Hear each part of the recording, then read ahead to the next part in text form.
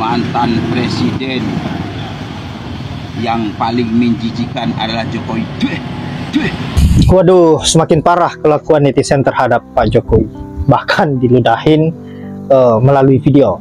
Nah, saya kira inilah resikonya jika menjadi seorang pemimpin tapi tidak pernah berusaha bagaimana agar bisa mensejahterakan rakyat, tetapi malah berusaha untuk mensejahterakan dirinya, mensejahterakan keluarganya dan juga kelompoknya. Dan Pak Jokowi juga hanya berfokus pada bagaimana agar bisa membangun pencitraan, agar bisa terus-menerus disanjung oleh orang-orang yang terlanjur sudah termakan oleh cawe-cawenya. Dan pada akhirnya orang yang masih berpikir secara normal dan bisa menelaah terkait dengan apa yang menjadi kelakuan Pak Jokowi ini pasti akan mengkritisi dengan cara yang keras, dan bahkan dengan cara seperti bapak tadi, sampai-sampai diludahin seperti itu. Loh, sangat miris rasanya. Sudah pensiun, sudah tidak lagi menjabat sebagai presiden, tapi masih diolok-olok rakyat Indonesia. Dan saya kira mantan presiden yang paling sial nasibnya karena ulahnya sendiri adalah Pak Jokowi. Nah, sahabat-sahabat, untuk itu kita lanjut saja dulu ke videonya, bagaimana video lengkapnya si bapak tadi, dan saya kira sangat menarik untuk kita simak baik-baik apa yang disampaikan mengenai kebobrokan Pak Jokowi selama ini, dan bahkan sudah pensiun saja masih melakukan sebuah cawe-cawe untuk kepentingan pribadinya, dan lagi-lagi berusaha untuk menghalalkan segala cara untuk memenangkan para budak-budak. Untuk itu langsung saja ke videonya.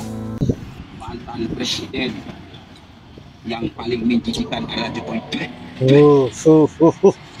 Baru beberapa hari selesai tugas sudah cawe-cawe. Cawe-cawenya insya Allah nanti sampai ketika tes, saking murahannya Jokowi ini. Benar-benar mantan pemimpin, mantan presiden, mantan orang nomor satu paling murahan di dunia, paling tolol, paling goblok, ya, sok-sok terkenal, belusukan-belusukan kayak masih jadi presiden, nggak tahu malu, ya, kepedean, Parah. kinerja nggak ada, sibuk dengan pencitraan, sibuk belusukan-belusukan, kinerja kerjanya 0,0. Kalau cuma infrastruktur dibanding dengan Jokowi ini dengan Soeharto jauh. Kalau pembangunan jalan tol dibanding dengan Soeharto jauh. Cuman si Jokowi ini dia tahu triknya, trik licik. Apa trik liciknya?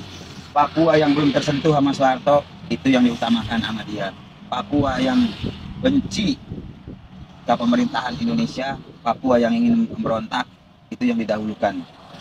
Makanya dia pinter cari strategi, tapi pinternya pinter licik, itulah Jokowi. Ya. Kalau menurut gue itu nggak pinter, itu namanya mengadu domba pemerintahan dengan rakyat. Ya. Nah, sehingga dia yang dapat nama, uang negara yang habis, dia yang kaya raya, rakyat tambah melarat. Apa yang kalian banggakan dari Jokowi? Dari sosok Jokowi yang kalian banggakan apa? Coba gue pengen tanya, apa yang kalian banggakan? Kehidupan kalian makin sulit, tambah belangsak, pengangguran tambah banyak, infrastruktur dibangun hanya untuk Cina. Lalu apa yang kalian banggakan? Jalan tol dibuat dari daerah ke daerah agar dia gampang memasukin tenaga Cina secara cepat ke Indonesia. Udah ada jalan tol. Lalu manfaatnya buat kalian dari kecil apa? Gua tanya, sehingga kalian memuji-muji Jokowi, muja-muja, menyembah-nyembah, seolah-olah dia presiden terbaik. Terbaik dari mana? Terbaik bagi keluarganya itu dia. Tapi kalau untuk rakyat, enggak. Hanya untuk keluarga, tapi kekayaan Jokowi merembung, sedangkan rakyat semakin susah. Anaknya sampai kembali jadi pribadi.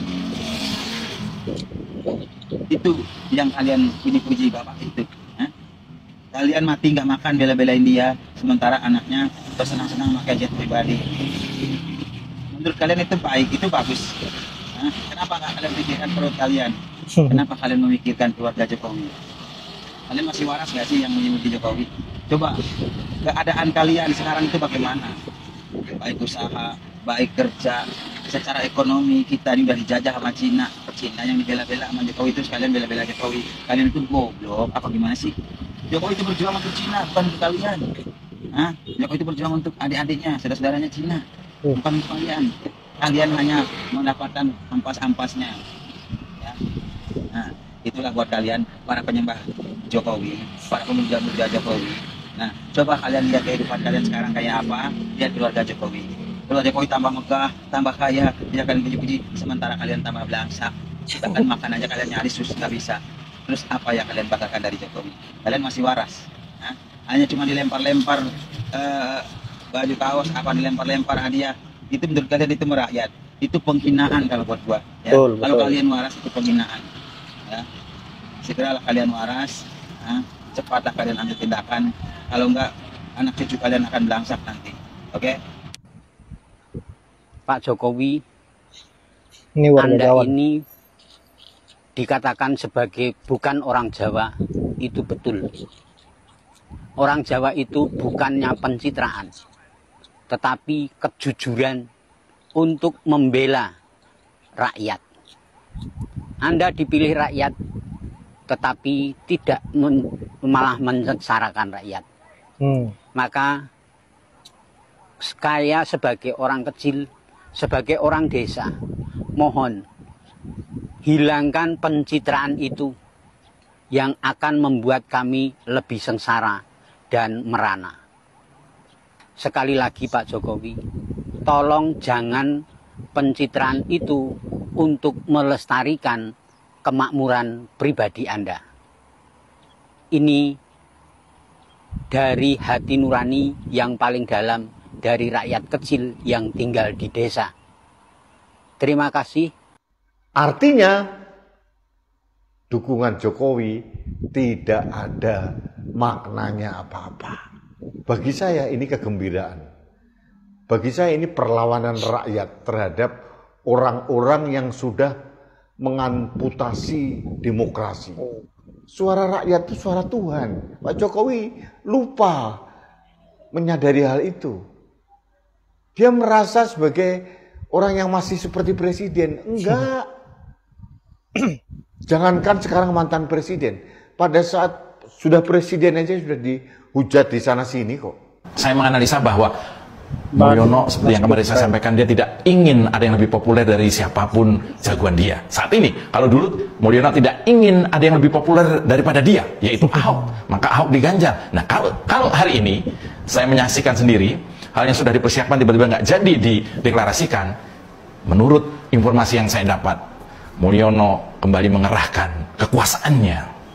Dia menggunakan hukum sebagai senjata politik. Lalu orang bertanya, kenapa nih Mulyono takut banget? Saya menganalisa, Mulyono takut terhadap Anies kalau sampai maju ke Pilgub di Jakarta dan kemudian menang, tidak lain adalah karena Mulyono memikirkan masa depan anaknya. Yap, itulah berbagai komentar dari netizen dan ada juga Mas Jopray tadi terkait dengan apa yang sudah menjadi cawe-cawenya Pak Mulyono. Ya, lagi-lagi ini semua dilakukan untuk kepentingan pribadinya, di mana rencananya untuk memajukan anaknya di 2029.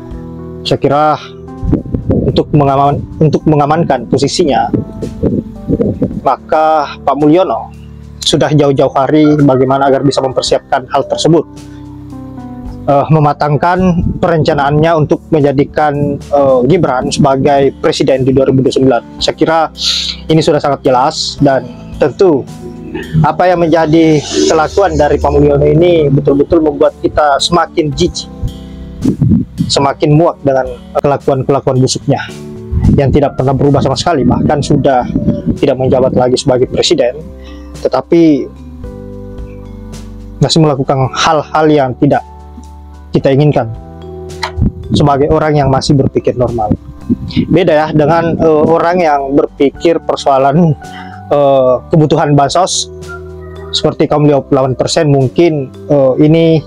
Mungkin mereka menganggap bahwa apa yang dilakukan oleh Pak D. Jokowi atau Pak Mulyono ini adalah suatu hal yang biasa-biasa saja, dan bahkan dinilai sebagai orang yang merakyat karena masih turun ke lapangan untuk melakukan sebuah cawe-cawe atau pendekatan terhadap rakyat.